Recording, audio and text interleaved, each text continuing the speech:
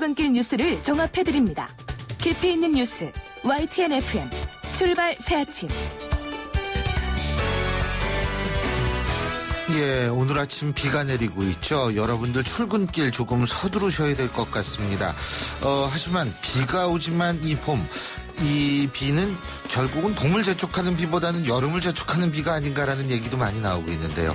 계절이 바뀜을 확연히 알 수 있는 그런 아침입니다. 자, 신율의 출발 새 아침 3부 순서, 오늘도 여러분의 의견 기다리고 있습니다. 유료 문자 짧은 문자 50원, 긴 문자 100원의 유료 문자 샵 0945로 여러분의 의견 보내주시면 저희가 방송 중에 여러분의 의견 반영하도록 하겠습니다.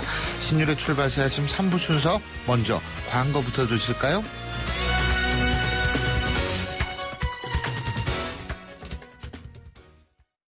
자, 따라해보세요. 이카운트 ERP 4만원 회계관리, 이카운트 ERP 4만원 재고관리, 이카운트 ERP 4만원 생산관리. 사업성공 함께해요. 이카운트 ERP의 모든 기능을 월 4만원에 드립니다. 이카운트 가입비 부가세 별도. 1644 대리운전 1644 킥서비스 꼭 배달도 1644 불러보자 대리운전 킥서비스 1644 불러보자 꼭 배달도 1644 대리운전 킥서비스 꼭 배달 불러보자 1644 페이스 도루코 면도기 도루코 페이스 면도기 페이스 안전하고 부드러운 대한민국 면도기 안전하고 부드러운 면도 그 이상을 경험하세요. The Shaving Innovator, Dorco Pace. 온도와 습도를 항상 일정하게 유지시켜주는 항온환습기 전문기업 AR. 전산센터, 반도체 공장, 미술관, 박물관, 귀중품 보관실을 30년 축적된 기술로 AR이 지켜드립니다. 24시간 확실한 서비스 보장 031-497-0561. 안녕하세요. 칠성사이다 모델 임시안입니다. 겨울을 잊은 채 변치 않고 흐르는 강물처럼 늘 변함없이 우리 곁을 지키는 칠성사이다가 있습니다. 맑고 깨끗한 칠성사이다. 아유, 세 단계 종이 또 걸렸어? 정말 제보나 하려다가 미치겠네. 내가 진작 현대오피스로 바꾸라니까. 오늘 다 날 셀 거야. 이제 스트레스 받지 마세요. 사무기기 전문기업 현대오피스가 책임지겠습니다. 사무기기의 올바른 기준. 현대오피스 사장님, 성악가 김동규 씨네 집 바닥재 좋던데 우리 집도 똑같은 걸로 해줘요. 아, 요즘 떠오르는 바닥재 스타 강마루. 스타일 좋고 습기 열 긁힘에 강하니까 오래 사용하려면 그래서 스타 강마루로 하는구나. 성악가 김동규입니다. 강마루 스타는 스타 강마루. 스타 강마루. 송곳 같은 말, 허무한 말, 우리가 주목해야 될 말을 전해드립니다. 왁자지껄, 말.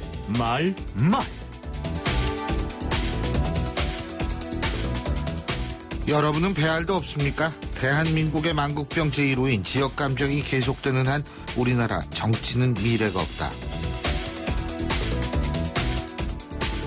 새누리당 김무성 대표가 이번 총선에서 지역감정 정치 구도를 깨야 한다면서 호남 유세전에서 한 얘기입니다.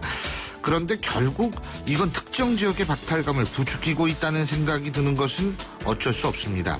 지역감정 정치 구도를 깨야 한다고 말은 했지만 듣기에 따라서는 지역감정을 오히려 자극하는 것 같다는 얘기인데요.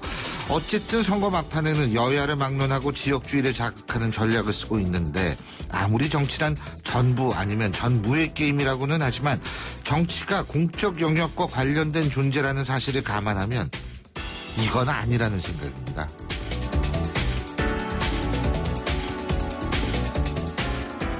수도 서울에서 야당에 압도적인 지지를 해주면 우리나라 역사가 바뀌었다.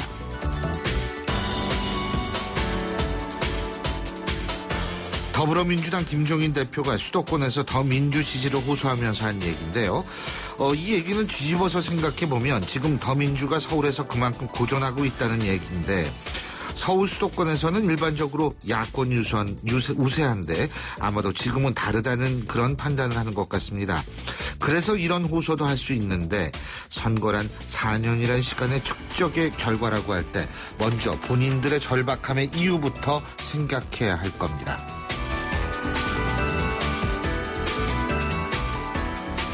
김종인 대표와 경제 공약에 대해서 1대1 방송 토론을 원한다. 새누리당 강봉균 선대위원장이 한 얘기입니다. 안철수 대표도 다른 대표와의 토론을 제안한 바 있는데요. 아마도 토론 제안이라는 것은 자신감의 표현이라고 생각하는 모양입니다. 그런데요, 솔직히 토론 한번 해봤으면 좋겠다는 생각도 드는 게 사실입니다. 경제 민주화를 주장하면서 재벌 개혁을 역설하던 쪽에서 갑자기 삼성 미래차의 유치를 얘기하다가 삼성 측이 검토한 바 없다 이렇게 얘기하는 바람에 머쓱해지는 현상을 보면 혼란스럽기 때문입니다. 자신들의 얘기 속에 자신들을 스스로 부정하는 말이 포함되어 있다는 사실조차 인지하지 못하는 정치를 볼 때 정말 한숨만 나옵니다. 지금까지 왁자지껄 말말말이었습니다.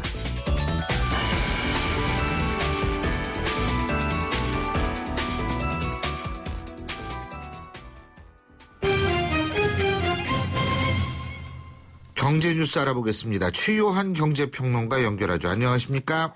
예, 안녕하십니까. 최요한입니다. 예, 치솟는 주거비에 어려움을 겪는 청년들 요새 진짜 많거든요. 예. 근데 이 청년들이 공유주택을 찾고 있다. 그죠? 이런 소식이 있죠. 예.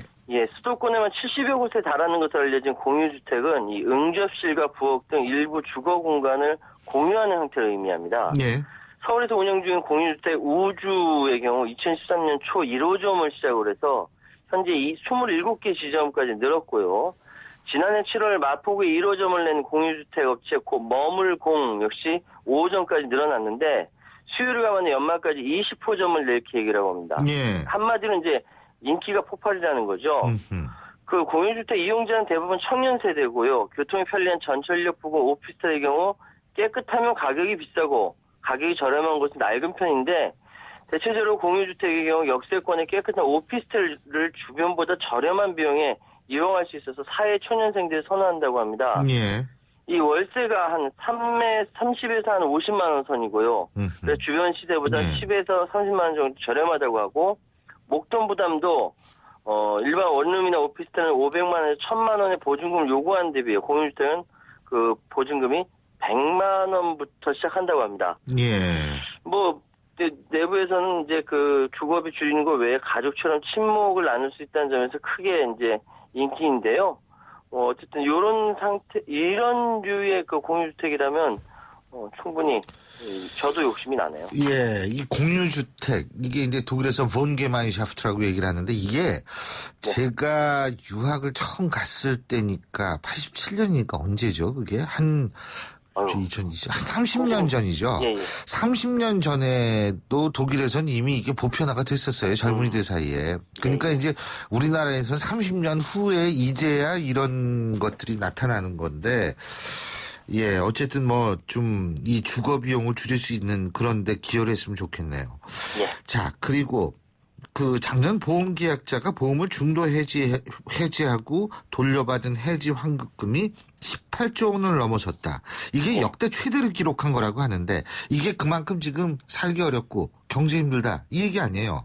그렇죠. 이 경기 둔화의 여파로 가계소득이 좀처럼 늘지 않으면서 예. 상당수 보험 가입자들에게 주기적으로 내는 이 보험료가 부담이 커졌다 이거죠. 예. 그 어제 생명보험협회에 따르면 지난해 생명보험사 25곳이 예. 고객에게 지급한 해지 환급금이 18조 4,561억, 18조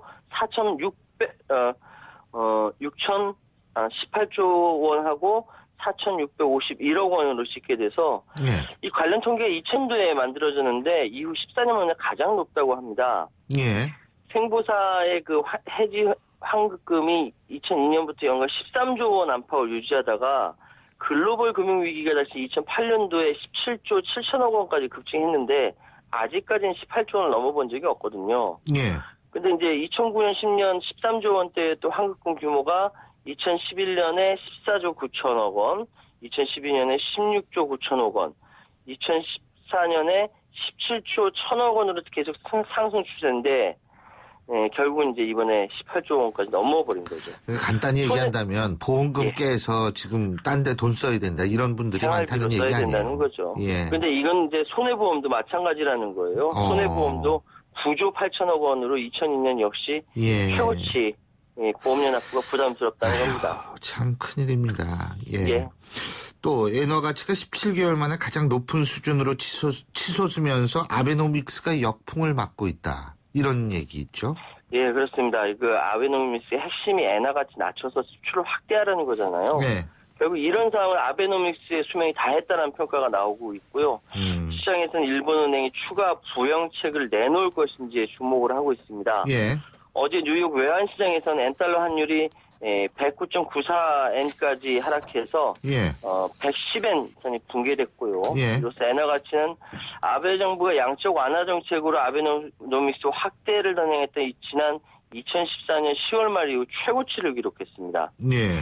그 아베 총리는 당시 개인 소비를 유도하기 위해서 양적 완화 규모를 60조에서 70조 엔에서 이제 80조 엔으로 이제 확대하는 부양책을 단행했고요. 예. 그러니까 돈을 풀면 엔화가 약세로 돌아서서 기업 수출이 늘어나고 개인의 임금도 상승하고 소비가 늘어나는 선순환을 이룰 거로 기대를 했던 거죠. 예. 일본 중앙은행 급기야 지난 1월 기준금리를 이제 0.1에서 마이너스 0.1로 마이너스 금리까지 도입했죠. 예. 엔화 가치 급등에 몇 가지 배경이 있는데 한 두 가지 정도 보면요.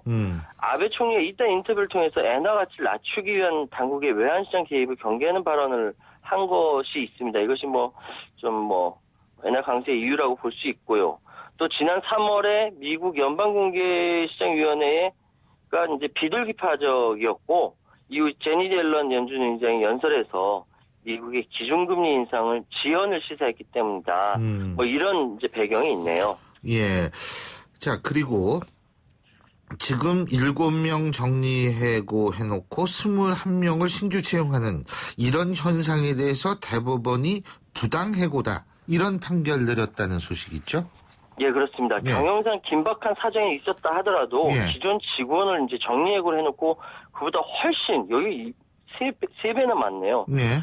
그 훨씬 많은 인력을 초원하는 등 그 해고를 피하는 노력을 제대로 하지 않았다면 이건 부당해고다. 대법원이 판결을 내렸습니다. 대법원 3부는 이제 부산시 수산업협동조합이 부당해고 구제 재심 판정을 취소하라. 예. 그래서 중앙노동위원회 상대로 낸 소송에서 예. 원고 패소로 판결한 원심을 확정했거든요. 예. 그 직원이 한 130여 명인데 부산수협이 지난 2013년 10월 7명을 해고했어요. 예. 그건 이제 어업 생산량 감소라든지 자본 잠식에 빠졌기 때문에 두 곳을 폐쇄했는데도 여전히 경영이 개선되지 않는다는 때문인데 그때 근로자 대표가 이제 임금 삭감을 제안했지만 받아들여지지 않았고요. 예. 근데 그때 당시, 그러니까 임원 7명을 해고할 당시에 전후에서 21명을 또 신규 채용합니다. 임원을 1명 늘리기도 합니다. 그러니까 이제 부산수협이 정리해고를 할 만한 긴박한 경영상 필요는 있었다고 판단하지만 인력 수급 과정을 봤을 때 해고 회피 노력을 다했다고 예. 볼 수 없다. 예. 이렇게 보고 있는 것이죠. 아, 대법원이 이제 그렇게 봤다. 알겠습니다. 자, 오늘 말씀 여기까지 듣죠. 고맙습니다. 예, 감사합니다. 최요한 경제평론가였습니다.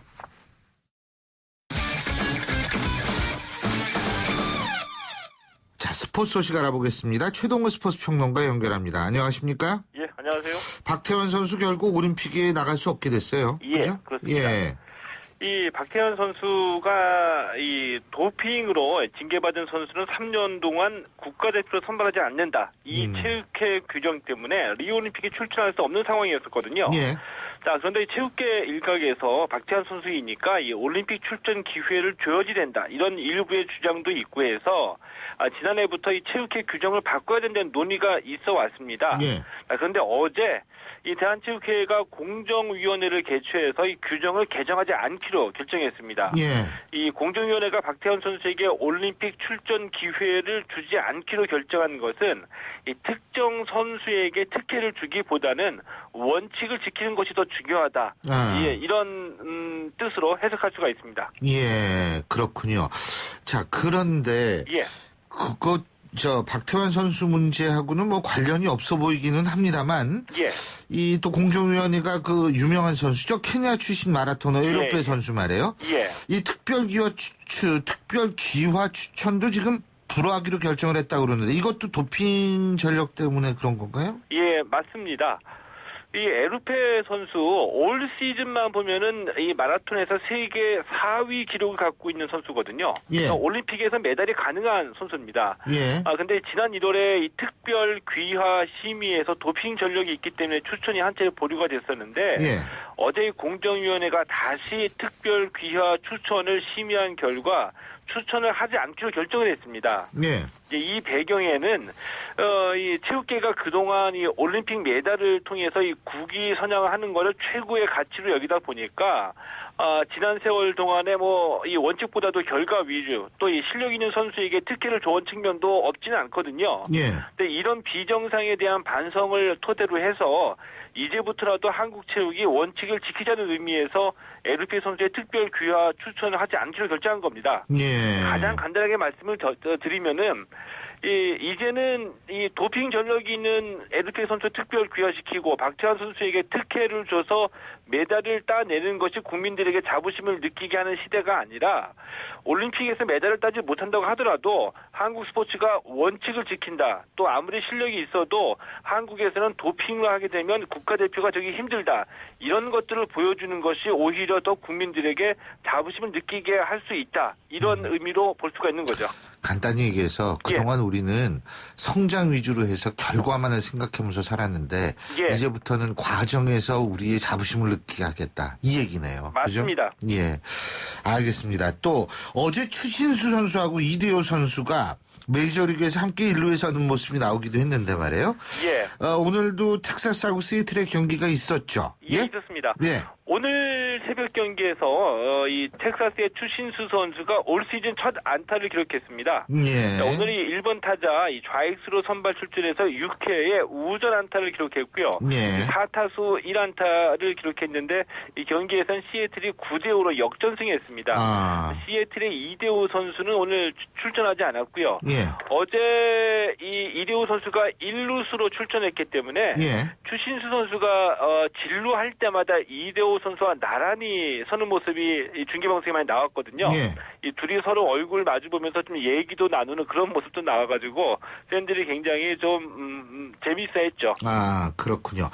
자, 오승환 선수도 어제 대단했어요. 예? 1이닝을 3진 3기로 완벽하게 막은 모양이더라고요. 예, 맞습니다. 이 세인트루이스의 오승환 선수 어제 이 피츠버그 전에서 5대5로 맞선 6회에 세 번째 투수로 마운드에 올랐거든요. 세 타자를 연속으로 3진으로 잡아낸 겁니다. 완벽한 퍼펙트한 투구라고 볼 수가 있겠고요. 공 12개로 아웃카운트 3개를 잡아내기도 했었고요. 그리고 현재 이 오승환 선수의 세인트루이스 오늘 피츠버그하고 8시 5분에 경기가 시작이 돼서 현재 1회 경기가 진행 중인데 0대0으로 경기 중에 있고요. 미네소타와 볼티모어의 경기도 조금 더 시작해서 1회 현재 0대0 경기가 진행 중인데 미네소타의 박병호 선수는 6번 지명 타자로 선발 출전했습니다. 예, 오늘 소식 여기까지 듣겠습니다. 고맙습니다. 예, 고맙습니다. 예, 지금까지 최동훈 스포츠 평론가였고요. 신율의 출발새 아침 3부 순서는 여기까지입니다. 잠시 뒤 4부에서 뵙겠습니다.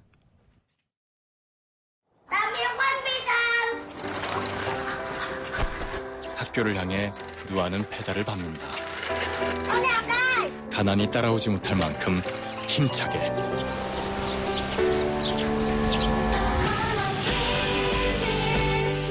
후원이 끝나도 마을 스스로 아이를 돌보게 만드는 월드비전 자립마을 프로젝트. 진정한 후원은 후원이 끝나게 하는 것입니다. 후원 문의 1688-3570 1688-3570 진정한 후원을 생각합니다. 월드비전. YTN 라디오 캠페인 더 가까이. 안녕하세요. 한국환경공단 이사장 이시진입니다. 사무실에서 A4 용지 많이 사용하시죠? 이는 A4 용지의 반이 재활용되지 못한다고 합니다. 버려진 종이를 쌓아 올리면 63빌딩 700개를 연결한 것과 같은 높이라고 하니 어마어마합니다. 이면지를 활용하는 것도 좋지만 애초에 종이를 덜 쓰는 것도 좋은 방법입니다. 우리나라 직장인 한 명당 1년에 500개의 종이컵을 사용하고 있습니다. 나무 120억 그루가 종이컵 때문에 사라지는 겁니다. 각자 개인 머그컵이나 텀블러를 사용해 보시는 게 어떨까요? 한 명만 머그컵을 사용해도 1년에 소나무 한 그루가 안 뽑힐 수 있다고 합니다. 나무 사랑은 더 가까이, 종이 낭비는 저 멀리. 종이를 아껴 쓰는 습관을 기르세요. YTN 라디오 캠페인 더 가까이 한국환경공단과 함께합니다. 사장님, 성악가 김동규 씨네 집 바닥재 좋던데 우리 집도 똑같은 걸로 해줘요. 아, 요즘 떠오르는 바닥재 스타 강마루. 스타일 좋고 습기, 열, 긁힘에 강하니까 오래 사용하려면. 그래서 스타 강마루를 하는구나. 성악가 김동규입니다. 강마루 스타는 스타 강마루. 스타 강마루. 날카로운 분석, 내일을 보는 시선. 신율의 출발 새 아침. 신율의 출발 새 아침 4부 순서, 먼저 광고부터 들으시죠. 웨스트우드 트리니티 파이널 테스트. 등산화가 숨을 쉬는가? 타이어 설계 기술로 접지력은 강력한가? 이중 메쉬 공법으로 내구성은 뛰어난가? 이 모든 테스트를 통과해야 비로소 당신의 웨스트우드가 될 수 있다. 웨스트우드. 좋은 상품만 골라 글로벌 자산 배분하면서 관리도 받고 철세도 하고 싶다. 는 고객님, ISA 해외 주식 투자 전용 펀드까지 다양한 절세 방법이 미래에셋증권에 준비되어 있습니다. ISA 해외 주식 투자 전용 펀드 미래에셋증권으로 이사하라. 투자 손실에 유의하세요. 잇몸이요. 괜찮다가 피곤하면 또 들뜨고. 그래서 전 인사돌 플러스 시작했어요. 염증에 좋은 생약 성분을 더해서 차이가 느껴지는 거죠. 너무 편해졌어요. 홍은희 씨도 잇몸이 좋아졌습니다. 붓고 시리고 피날 때 인사돌 플러스. 인사돌 플러스. 어쩜 이렇게 좋아지죠? 편안해진 잇몸의 차이를 느껴보세요. 8시 32분 31초 지나고 있는데요. 자, 지금 교통 상황 알아보죠. 나성숙 캐스터. 네, 오늘 빗길이라 그런지 풀리는 속도가 매우 느립니다. 거기다 사고까지 많은데요. 올림픽대로 하남 쪽으로는 행주대교에서 한강대교까지 정체입니다. 45분 이상 소요되고요. 이후로 성수대교 진안 지점 5차로에 대형 화물차끼리 부딪히는 사고가 났습니다. 반포대교부터 밀립니다. 강변북로 구리 쪽 원효대교 진안 지점 4차로에 화물차가 고장으로 서 있어서 역시 여파가 더해지면서 가양대교에서 동작대교까지 정체고요. 동부간선도로는 성동교 부근 2차로에 승합차 부딪히는 사고인데요. 역시 여파가 더해지면서 수락지하차도에서 성동교까지 정체입니다. 이 구간 통과하는 데만 1시간 이상 소요됩니다. 신율의 출발 새 아침 교통정보였습니다. 신율의 출발 새 아침 오늘 순서 시작합니다. 오늘 아침 당신이 듣고 싶은 뉴스 94.5MHz YTN 뉴스 FM 신율의 출발 새 아침.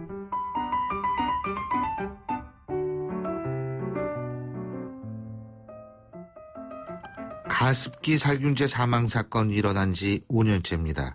아무런 사과도 보상도 없었던 이 사건의 사망자 95명을 포함해서 피해자 221명 전원에 대해서 피해 손상과 살균제 간의 인과관계가 있다는 조사 결과를 바로 어제 검찰이 발표했습니다. 이번 결과로 살균제 제품을 제조 판매하는 업체들이 형사처벌을 받게 될 가능성이 높아졌는데요. 가습기 살균제 피해자 가족 모임의 강찬호 공동대표 연결해서 자세한 입장 들어보겠습니다. 강 대표님 안녕하세요. 네, 안녕하세요. 예. 자, 먼저 제가 좀 여쭤보고 싶은 것이 대표님께서는 지금 본인이 직접 피해자는 아니시죠? 예, 뭐 저도 신고는 했지만 이제 가족들이 다 같이 쓰는 경우니까는요. 예. 근데 뭐 저는 이제 뭐 크게 뭐 일상에 뭐 이런 게 드러난 건 없습니다. 예. 근데 지금 어제 이번 그 검찰 발표를 듣고 어떤 생각하셨어요? 그러니까 뭐 이게 이제 5년이 지난 거니까요. 예. 좀 일찍 그 수사가 진행이 됐더라면 예.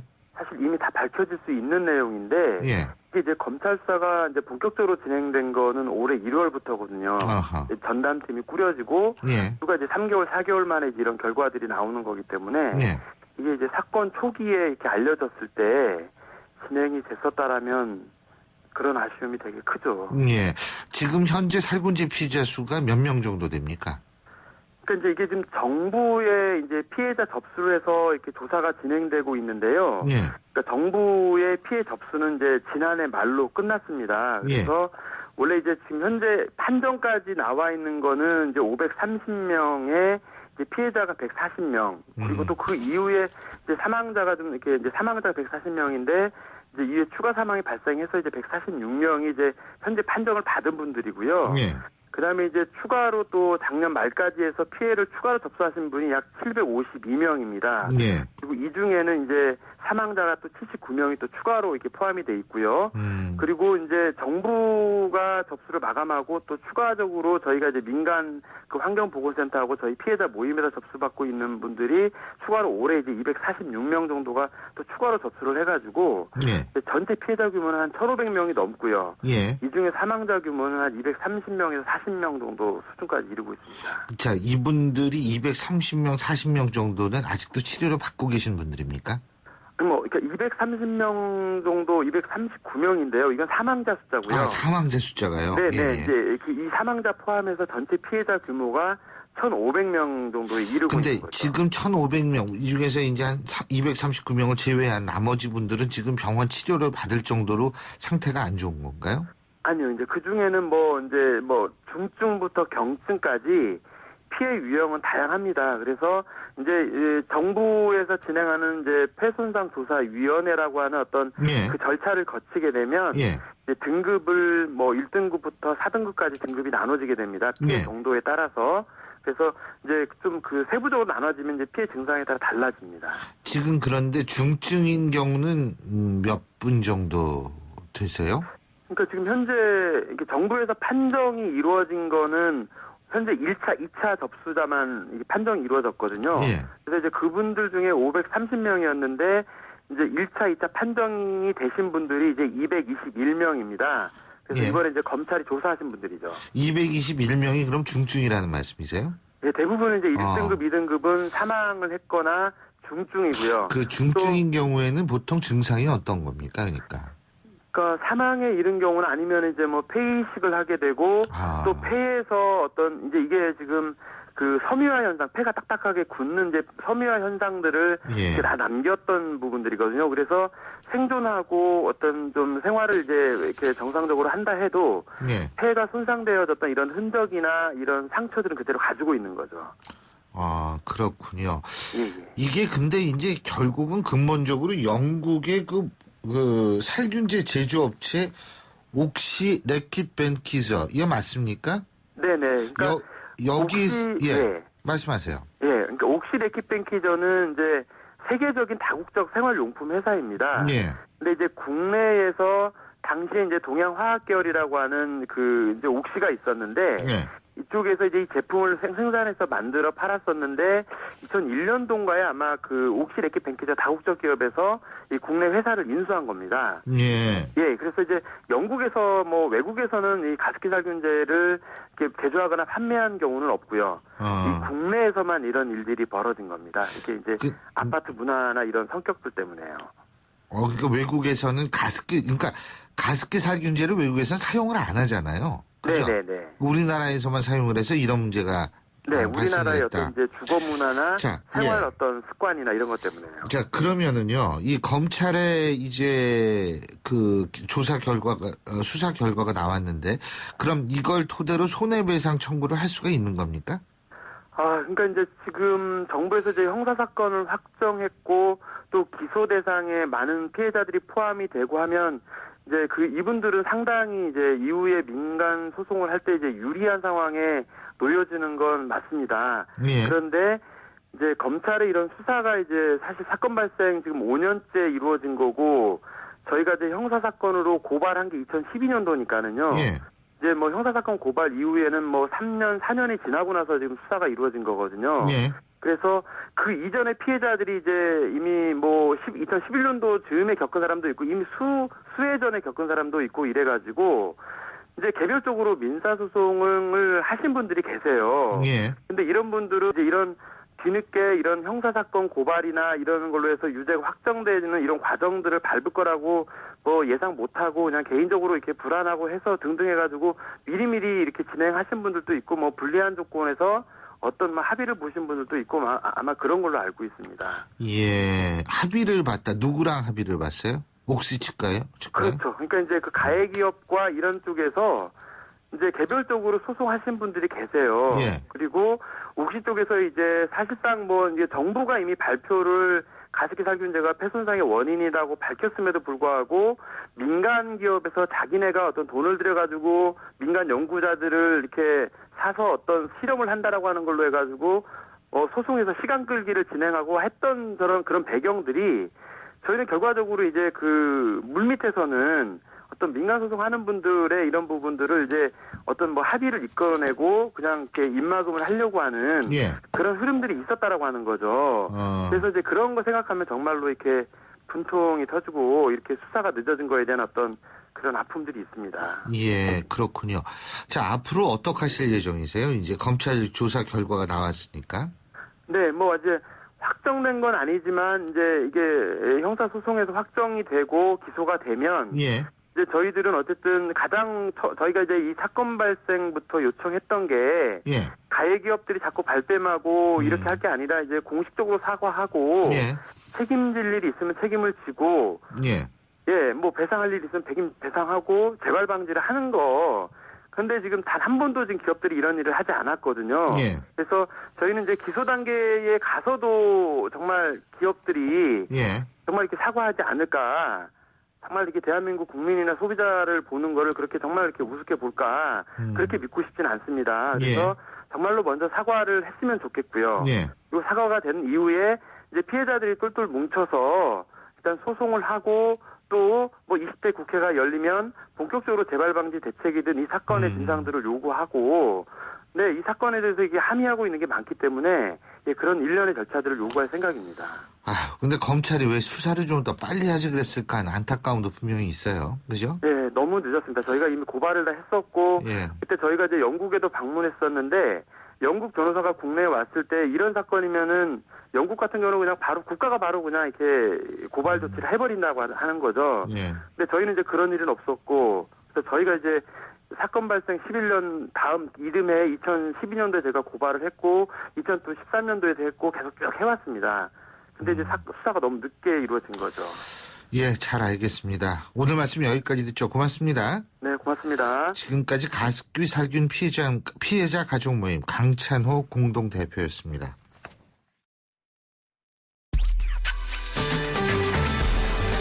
여러분은 지금 FM 94.5MHz로 방송되고 있는 신율의 출발 새 아침을 듣고 계십니다. 의견 주실 분은 짧은 문자 50원, 긴 문자 100원의 이용료가 드는 휴대전화 문자 메시지 샵 0945번으로 의견 남기실 수 있습니다.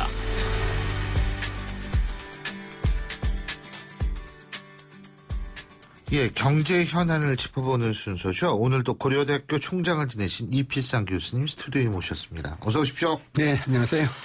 지금 이 선거 때 이런 건 얘기 나오기 참 드문 경우인데 새누리당이 양적 완화 정책을 총선 공약으로 내놨지 않습니까? 네. 근데 이게요, 일반 국민들의 입장에서 볼 때 이게 뭔지 잘 몰라요. 양적 완화라는 거. 이거 어떤 정책입니까? 양적 완화라는 것이 경제의 돈의 양을 늘린다는 뜻이거든요. 그 방법은 중앙은행이 돈을 찍어서 그 돈으로 시중에 가서 채권을 사들이면 됩니다. 그러니까 그 채권을 매입하면서 이제 중앙은행이 주는 대금이 시중에 풀리는 거죠. 그런데 중앙은행이 경기를 살릴 때 보통 쓰는 방법은 이런 양적 완화가 아니고요. 기준금리를 내리는 겁니다. 중앙은행이 기준금리를 내리면은 시중의 금리가 싸지니까 투자와 소비가 늘면서 경기가 살아난다 이런 논리거든요.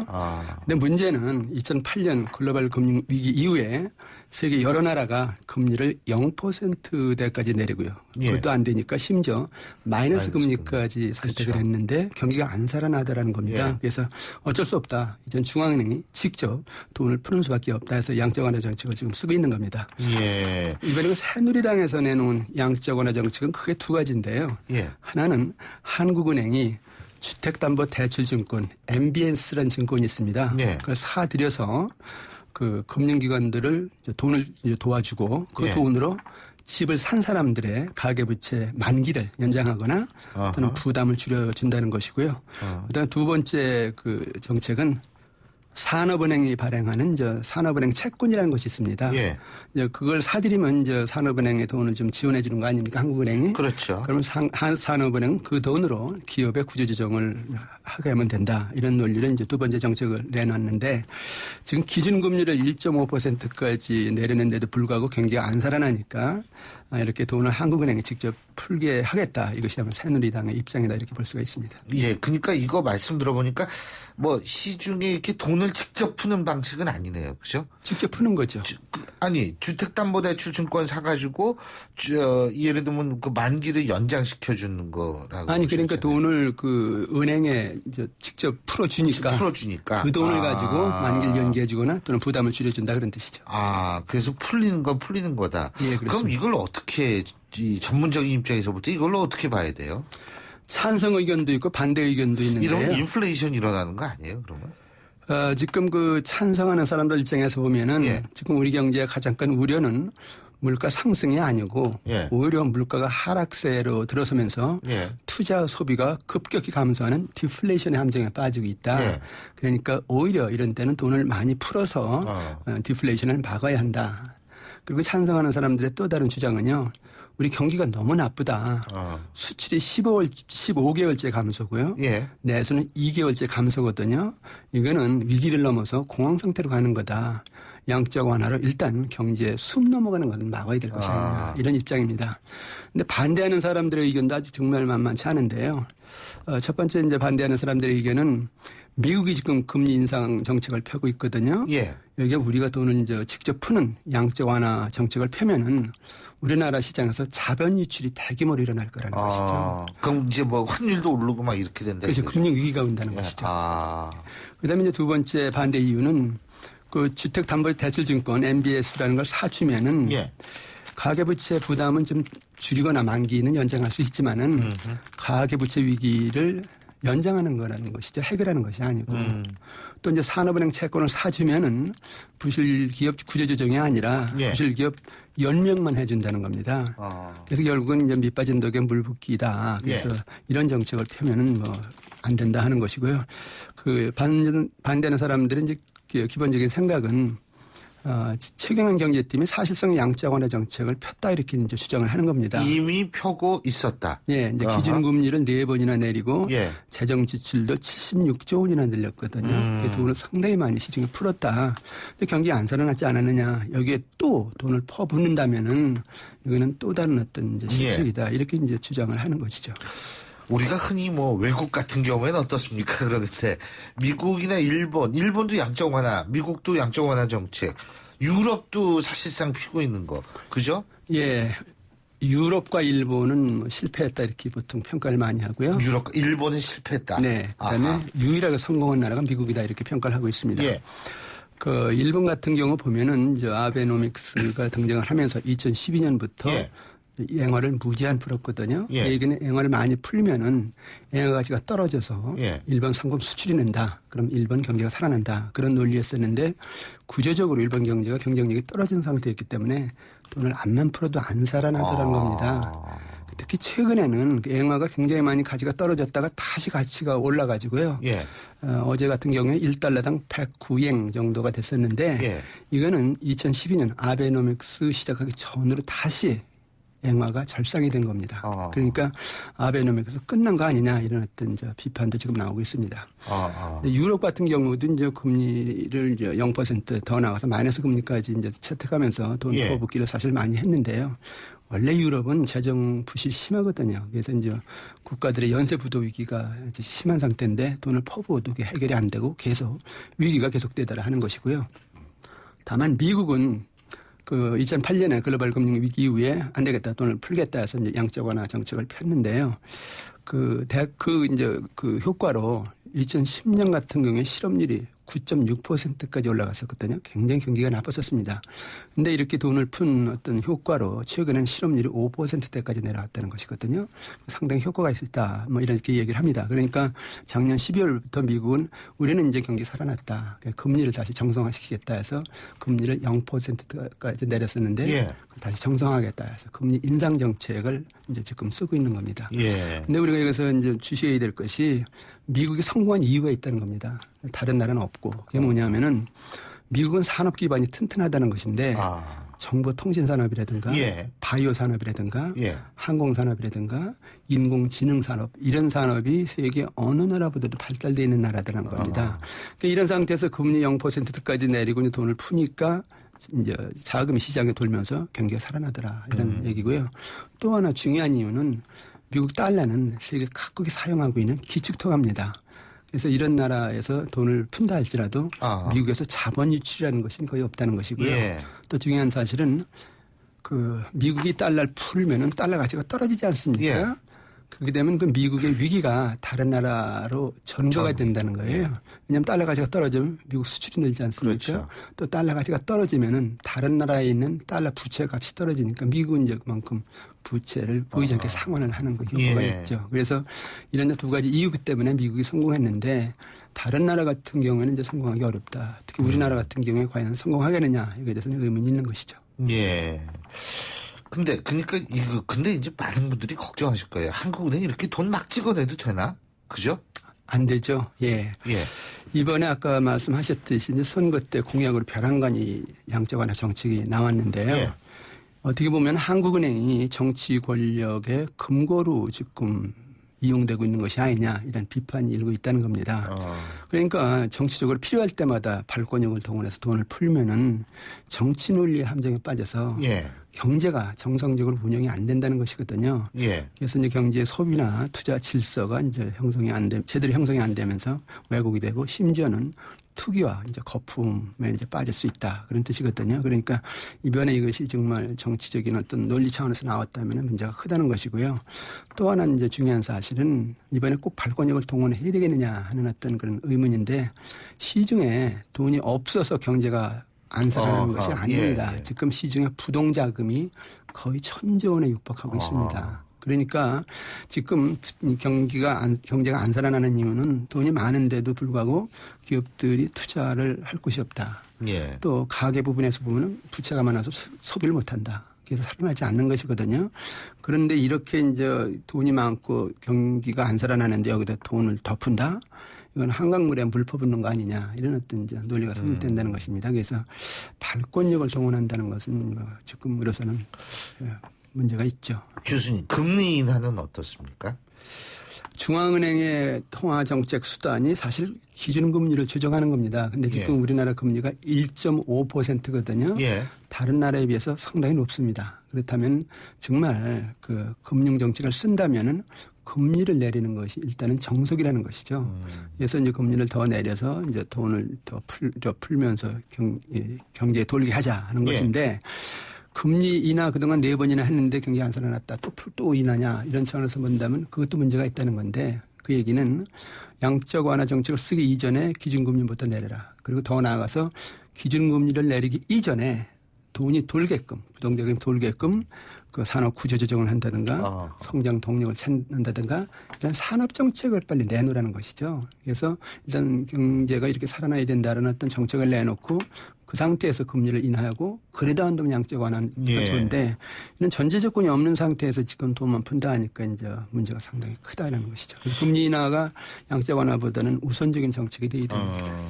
근데요, 이게 만일 이런 양적 완화 정책이 실패하게 되면 그때는 엄청난 이 손해나 부담을 그대로 국민들이 껴안게 되는 거 아니에요?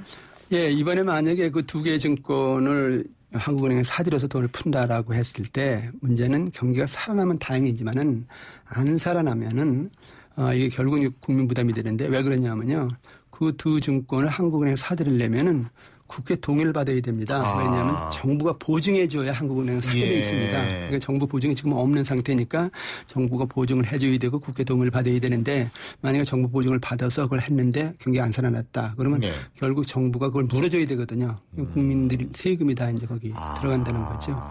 근데 문제는 국민 세금 들어가는 것도 문제지만은 이게 돈을 풀었는데 경기가 안 살아났다 할 경우에 두 가지 문제가 발생하는데 하나는 부실 기업들이 연명을 해서 부재정이 계속 늦어진다.